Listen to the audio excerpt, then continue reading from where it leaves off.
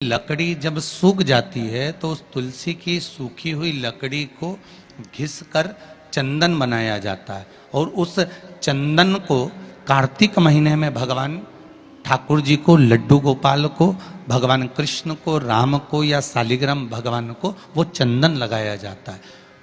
तो उस चंदन की महत्वता इतनी प्रबल होती है, उस चंदन की इतनी प्रबल महत्वता होती है कि उस चंदन को जब हम भगवान पर लगाते हैं और लगाया हुआ चंदन हमारे हाथ में जो रह जाता है उसको संभाल कर रख लेते हैं। वही चंदन जब किसी बच्चे को निमोनिया हो जाता है या ठंड की शिकायत हो जाती है या उसकी श्वास चलने लगती है या उसका दम भराने लगता है, बच्चा की पसली चलने लगती है, तब केवल उस चंदन को कंठ पर लगा दिया जाता है तो 20 से 25 मिनट के अंदर वो बच्चा ठीक हो जाता है। उसकी इतनी प्रबलता होती है। हरि चंदन,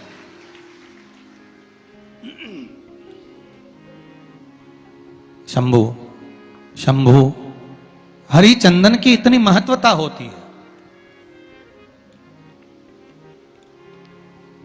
अब तुलसी की जड़ को घिसकर उसका चंदन बनाकर भगवान को लगाना, वो हरि चंदन। उसी तरह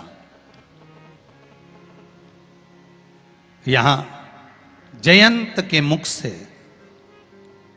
जयंत ब्राह्मण के मुख से सुना जा रहा है कि बैसाख महीने में पवित्र वृक्ष के जड़ में 1 लोटा जल समर्पित कर देने पर और वहां की जो रज है उसको मस्तक पर चढ़ा लेने पर 84 लाख योनियों से मुक्ति मिल जाती है। 84 लाख योनियों से। आप में से कितनी माताएं या कितने भाई लोग बैठे हैं जो शंकर जी के मंदिर पर जाते हैं और मंदिर पर जब जाते हैं वापिस जब लौट कर आते हैं तो मंदिर की चौखट का स्पर्श कर कर अपने मस्तिष्क पर उस रज को लगाते हैं? आप में से कितने लोग हैं? हैं बहुत सारे? ठीक है। अब जितने लोगों ने हाथ उठाया और नियम से अगर शंकर मंदिर की दरवाजे की चौखट पर भगवान शंकर को जल चढ़ाने के बाद जब आप लौट कर आ रहे हैं और उनकी चौखट पर आपने हाथ फेर कर अपने मस्तिष्क पर उस रज को लगाया है, वो धीरे धीरे अपने भाग्य की ओर देखते हैं। तारीख लिख लेना कि मैंने इतनी तारीख से मंदिर जाना चालू करा, इतनी तारीख से मैं ये काम कर रहा हूं और इतनी तारीख तक मुझे ये फल की अनुभूति हुई। ये देखिए, उस एक बेलपत्री और चंदन का फल किसी ने भेजा है, देखिए जरा। एक्सरे भी लगा दिया हो, पर हम डॉक्टर नहीं हैं।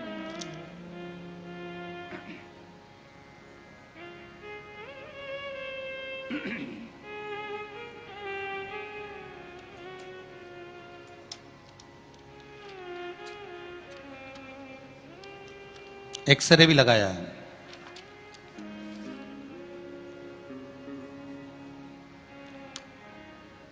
मेरा नाम गोपाल पोरवाल है। मैं 3 साल से बहुत परेशान हो रहा था। मैंने बहुत इलाज करवाया। मैंने 1 साल पहले मैंने 1 साल पहले बड़ौदा के नरियाद में 2022 को, तीसरा महीना मतलब अभी कौन सा चल रहा है? चौथा। 9 तारीख तीसरा महीना 2022 को इंदौर के बॉम्बे हॉस्पिटल में बताया। वहां के डॉक्टर ने ऑपरेशन का बोल दिया था। कहा था कि ऑपरेशन कराना पड़ेगा तभी जाकर ठीक हो पाएगा।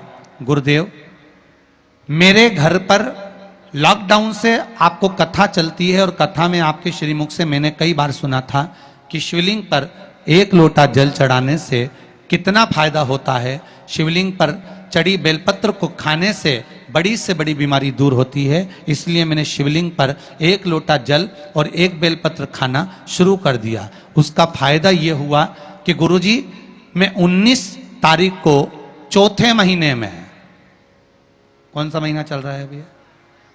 चौथा। तीसरे महीने से प्रयोग करना चालू करा।